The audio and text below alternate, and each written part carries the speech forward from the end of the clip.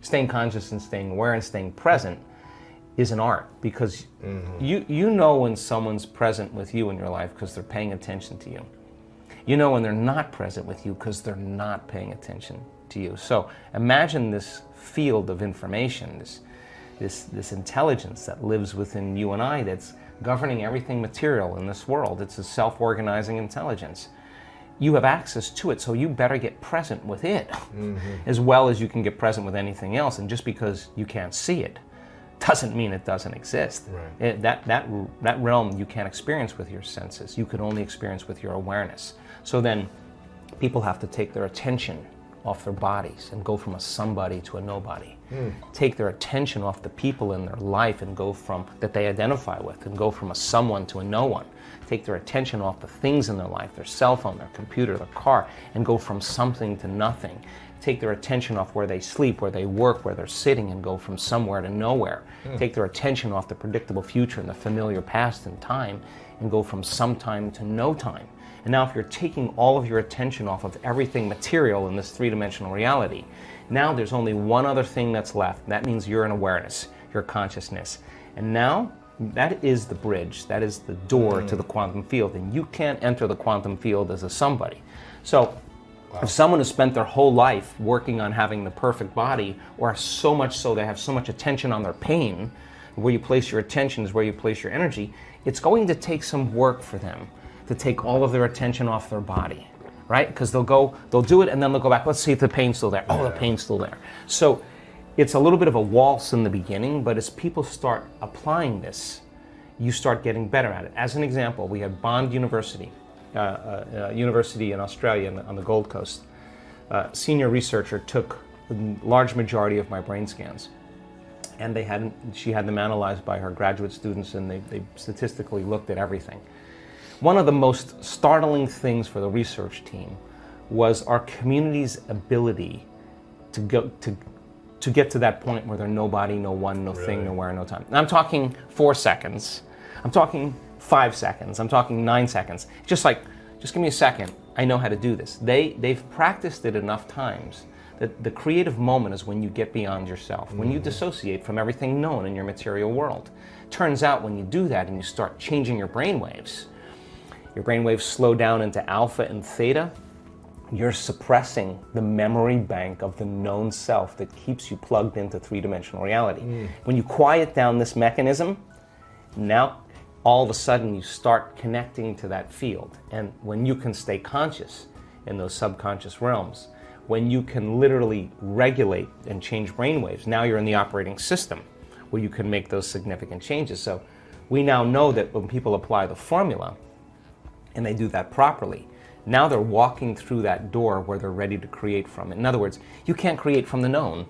You can't create with your body. That's matter trying to change matter. And you can do it, it's just going to take a long time. Right. But when you create from the field instead of from matter, there's a whole different set of dynamics that takes place. And why not push that envelope to see, okay, if we've done this, is it possible to do this? As an example, we do these wonderful healing circles where you see these dramatic, instantaneous changes. So the person who's healed themselves of some health condition, when it comes time to heal somebody else, they're going to say, well, now I understand the science, I understand how this all works, I know how to get beyond myself, I know how to open my heart. They start piecing it all together. Let's take the formula to the next level. Now they witness a significant change in a person's body in real time, right there. So then the next question is, okay, like this happened many times.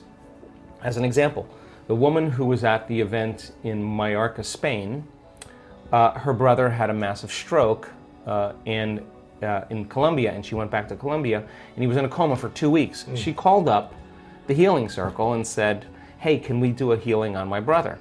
Now, if you're playing by the rules of Newtonian physics, three-dimensional reality, you're going to say, well, you need to be in front of the guy in order to heal him. But if you understand there's no separation in the quantum, that everything's connected when you're in that place, so wouldn't that be the next application of the formula? So they go over the science, they get it. Okay, we just need a picture of him, and that's our coordinate. And if we're in the field, sending a frequency to that coordinate. Yeah, but you're not sending it anywhere because there's nowhere to send. There's no space and time there. Connecting to You're it. connecting to it, exactly. That's a great way to say it. In 1 hour after that coherence healing, he comes back to consciousness. Wow. Now, that's the extension of where we're going. You see, now we're progressing. A woman who was in one coherence healing group is a pediatric nurse in Children's Hospital in Seattle, and again witnessed an amazing miracle after our event in Toronto. She comes back, and there's a little, they call them friends, there's a little guy failing. Doctors hit him with the paddles, they use all the drugs to bring him back, and they walk out of the room, and they say, we lost him. She walks over, puts her hands right in the field, and this kid comes right back online. Wow. Doctors are like, what was that? And now, so we have a lot of our interest now is, I want to get 50%. 1 out of 2 people, we're collecting the data in this coherence healings. When we're 50%, we're going to walk into a children's hospital, and we have 3 children's hospitals right now that are interested in us. We'll show them the data, we'll show them the results, we'll say we don't want any money, we'll never even touch the kids, all we want to do is just change their lives. And when we're 50%, we're going to start doing it in children's hospitals. We can't wait for governments to take care of us. We can't wait for medicine to give us a drug that's going to heal us from a condition. The truth is, with a greater level of consciousness, the change in awareness because of information, the greatest challenge we have as those paradigms break down is to no longer emotionally react in the same way and be victims.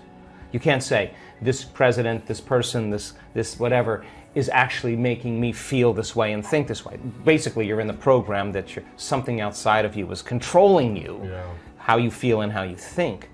So then to self-regulate then is to say how I think and feel is going to change my outer environment. So then we're all faced with great opportunities brilliantly disguised as impossible situations. And we are at that point, at that nexus point in our evolution as a species. So then you don't try to fix that. That's never going to work. What you do is you create something better. And then everybody just naturally just leaves that and goes here. Now, it used to be some people would just come here and the majority would stay here because they're clinging to what they've been programmed or believe in. But now, because of information, everybody's like, that's not going to work. I already know it's not going to work, and I don't care what anybody says. This is working for me. So people are moving to new applications, to new paradigms because it's working for them. So as long as we don't emotionally react to the breakdown that's happening currently in the world, and chaos is just unpredictable order, you know, as things move towards disorder, the novelty that's being created is literally chaos. Because the known and everything staying the same is order. But as you step out into that unknown, you're having the chaos is unpredictable order being expressed through novelty.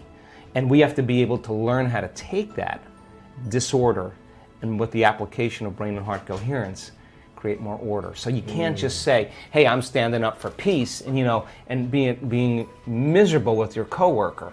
You don't get to talk about peace until you're the living prayer of peace. Not just we know crime rates go down and violence goes down when there's peace projects in communities where there's meditation on peace. But when those peace gathering projects end, you see that crime and violence and everything returns back to the same level. So it's not enough to just think it. We got to demonstrate it. So if I'm demonstrating peace and you're demonstrating peace, somebody else, because of mirror neurons, is going to go, wow, that person's unpredictable. Wow, they're different. It's given me permission to do the same. So I think that ultimately moving into that state of being, as human beings, and creating unity, that, you keep watching so many programs on television that talk you into prejudice, that talk you into separation, that talk you into fear, that talk you into violence, that talk you into war, deceit, negativity. You're not going to trust anybody. In fact, you're going to see difference between you and me or anybody, because that's what separation does. But when you're heart-centered and you feel connected, you don't see the person any longer, right? You see something transcendent. You see an essence, right?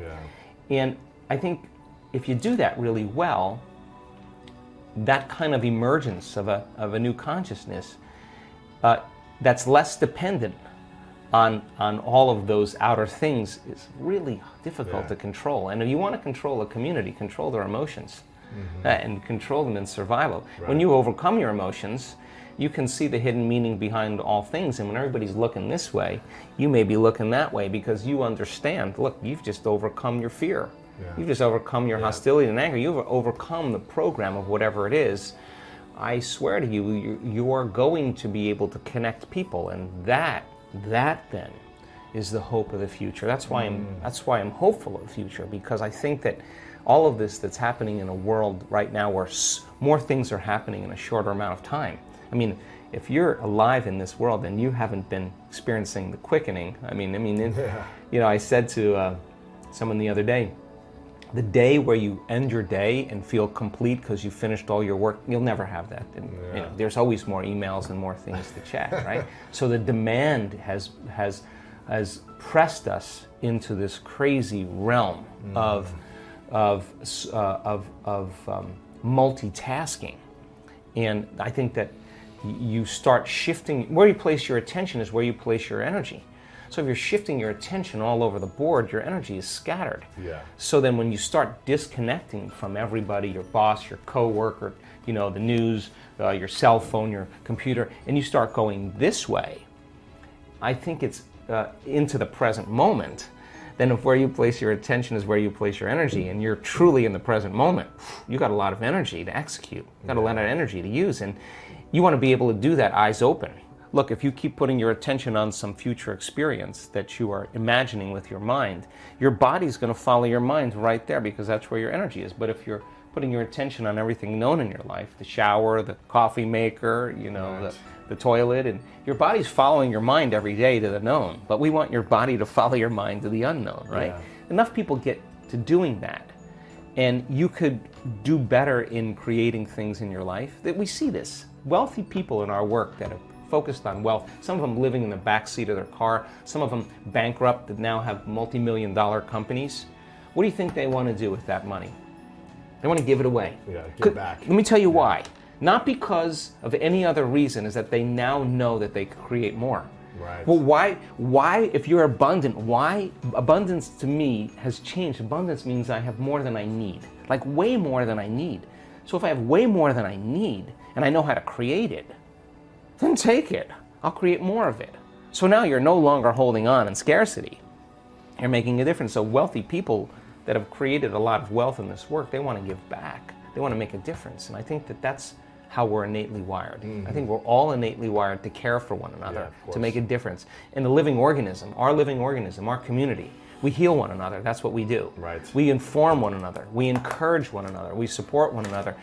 We shine for one another, not to outshine another person, to shine to show them that they can shine. And that to me is super healthy.